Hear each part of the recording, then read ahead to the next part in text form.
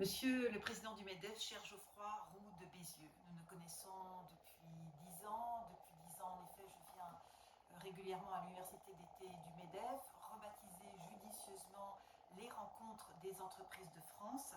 Et donc je prends la liberté, cher Geoffroy, de m'adresser à toi par le tutoiement, bien sûr un tutoiement parfaitement respectueux et amical. En tant que président des souverainistes, j'ai l'ambition de devenir président de la République française. Et donc, je souhaite rassurer les 190 000 adhérents du MEDEF que tu as l'honneur de présider et leur dire que je suis à leur côté et que je suis particulièrement attachée au monde des entreprises, à un paritarisme rénové, à la transition écologique, à une fiscalité modérée. Je veux donc leur adresser ce 30 août un message d'optimisme et d'amitié. J'ai créé en 2012 un cabinet conseil spécialisé en communication politique. J'ai travaillé au sein de grandes entreprises et de fédérations professionnelles. J'ai expérimenté le dialogue social quand j'étais maire adjointe en charge des ressources humaines à la mairie de Saint-Germain-en-Laye. Et je partage avec les syndicats français les valeurs universelles de liberté, d'égalité, de fraternité, de solidarité et de laïcité. Voilà, je souhaitais absolument leur dire aujourd'hui. J'ai donc assisté, cher Geoffroy, ces 25 et 26 août à l'ensemble des débats de la REF et à ton discours inaugural. J'ai bien sûr adoré l'hommage rendu aux grands champions olympiques, enfin aux médaillés des Jeux olympiques de Tokyo. Des souverainistes qui me sont proches étaient bien sûr présents le 24 août lors de la journée consacrée à la francophonie économique. Je sais que les 88 pays francophones que réunit l'OIF représentent aujourd'hui, je dirais, 15% du PIB mondial, et il est évident que la France doit développer des relations commerciales et élargies avec nos amis, nos pays francophones. Le thème à l'air libre, choisi par la REF, qui a rassemblé donc près de 10 000 entrepreneurs durant ces 3 jours, m'a semblé particulièrement audacieux dans cette période charnière que nous traversons, c'est-à-dire à un moment où nos libertés fondamentales sont rognées et à un moment où nous avons traversé 2 confinements, où le masque facial est encore porté par nombre de citoyens, et surtout dans cette période charnière où est imposé le pass sanitaire. Les chefs d'entreprise, je le dis haut et fort, les chefs d'entreprise en ont assez des confinements, du masque facial, de l'inflation normative, de la surtaxation fiscale et du carcan bureaucratique. Depuis aujourd'hui, près d'1,5 million d'entreprises doivent contrôler le pass sanitaire de leurs clients et de leurs salariés. C'est scandaleux. Fin juillet, 27 000 entreprises sont en faillite. C'est aussi à elles que je pense aujourd'hui, ce 30 août, en m'adressant à toi. Les chefs d'entreprise ont exprimé donc durant ces 3 jours leurs joies et leurs inquiétudes, même si le défilé d'une douzaine de ministres macronistes ne leur a pas permis d'avoir une parole souverainement libre.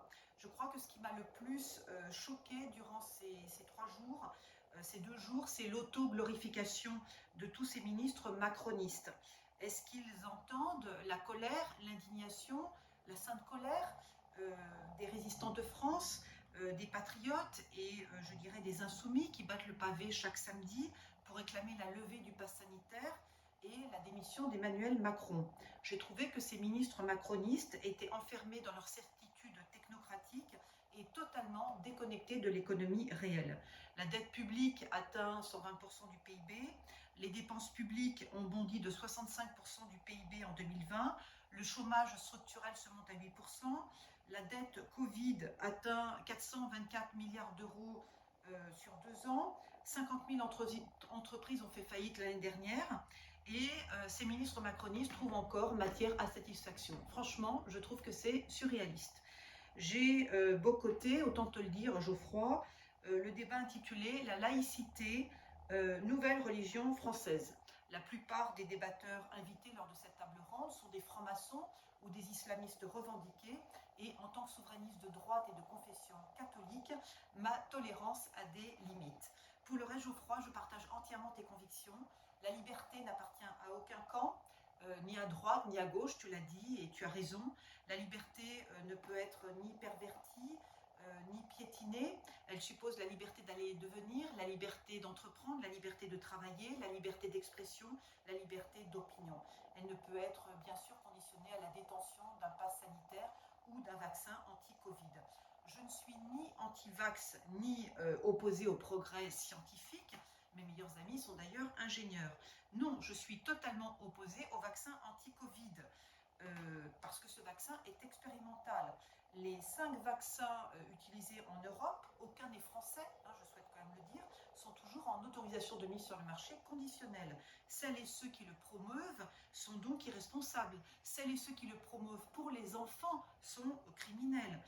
Jean-François Delfrécy, président du Conseil scientifique, invité lors de cette table ronde le 25 août, a dit qu'il était favorable à la vaccination des enfants âgés de 5 à 12 ans. Eh bien moi, en tant que mère de famille, mère de 3 enfants, j'y suis totalement opposée. Quant à la transition écologique, cher Geoffroy, eh bien il ne faut surtout pas la confier aux Khmers verts, c'est ainsi que je l'appelle les écologistes intégristes.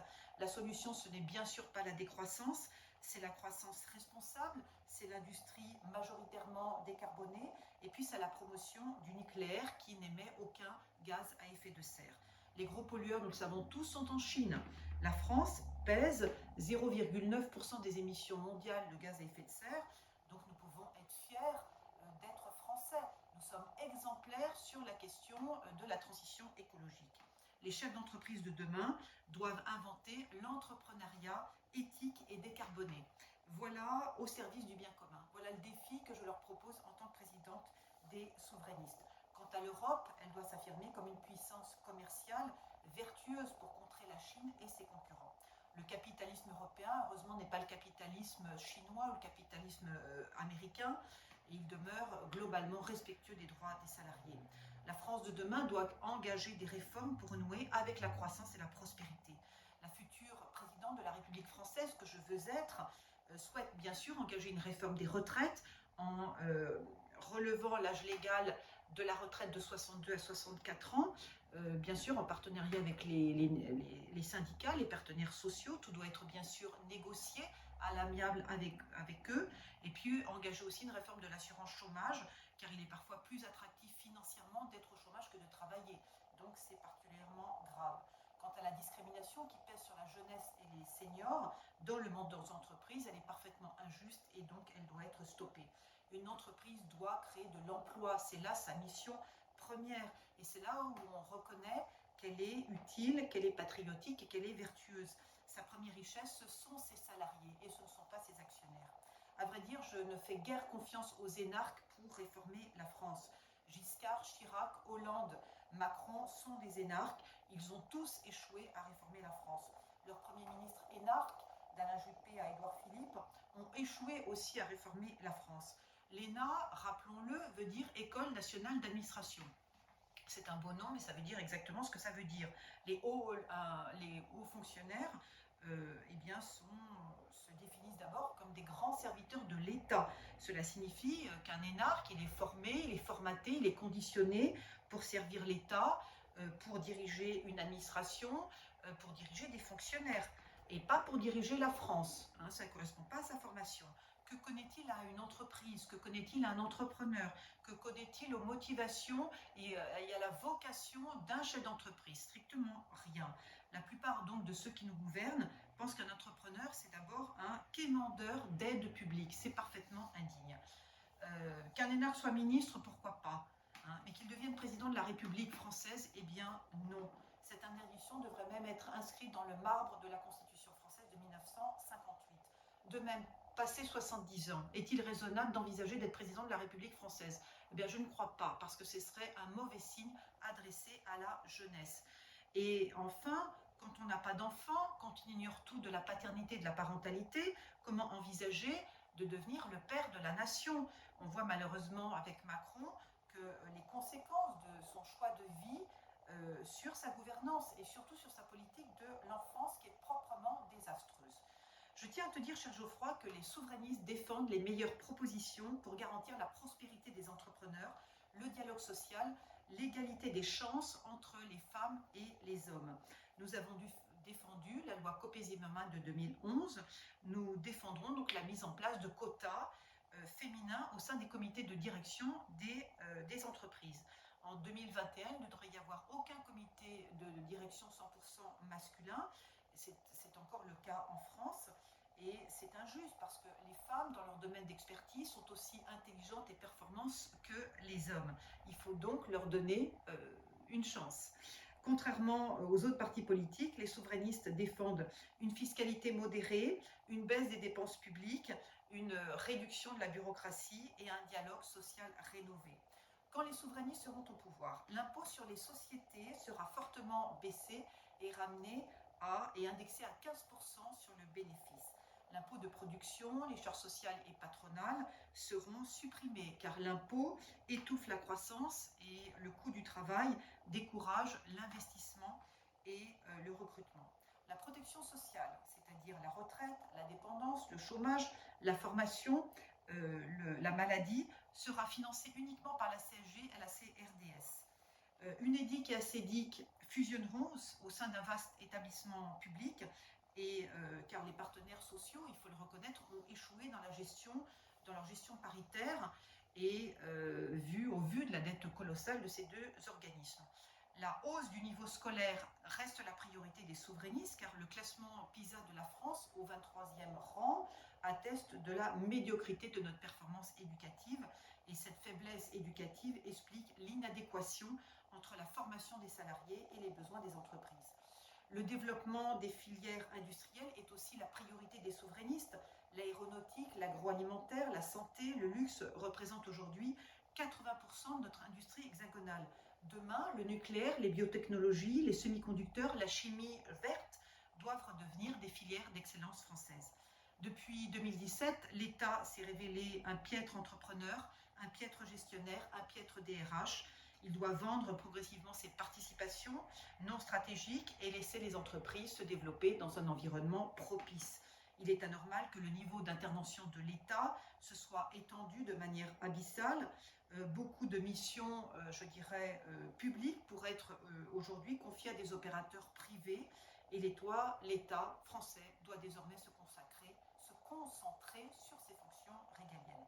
Quant à la transition écologique, elle doit se faire en douceur et non par des lois punitives. 80% de la planète fonctionne aujourd'hui avec des énergies fossiles. Le charbon, le pétrole, le gaz. Donc on ne va pas tout remettre, à la poubelle sous la pression des Khmers verts. C'est ainsi que j'appelle les écologistes intégristes.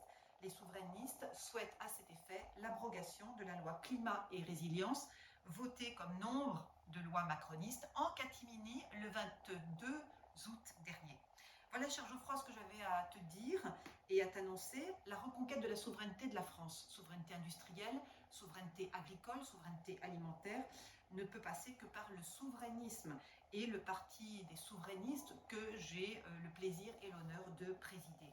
Avec les souverainistes au pouvoir, les entrepreneurs de France retrouveront leur liberté fondamentale, retrouveront leur optimisme, retrouveront leur prospérité.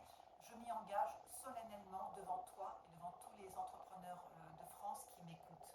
L'état d'urgence sanitaire, le masque facial, le pass sanitaire, les tests PCR, le vaccin anti-Covid, le vêtement islamique seront définitivement interdits dès que nous arriverons au pouvoir.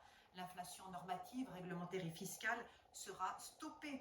Le dialogue social sera rénové, le paritarisme sera rénové et le code du travail puissant, fort de ces 3000 pages, sera entièrement réécrit. Voilà, cher Geoffroy, Monsieur le Président du MEDEF, merci de ton écoute attentive. Je te souhaite, ainsi qu'à tous les entrepreneurs de France, une très belle journée. Vive la France souveraine.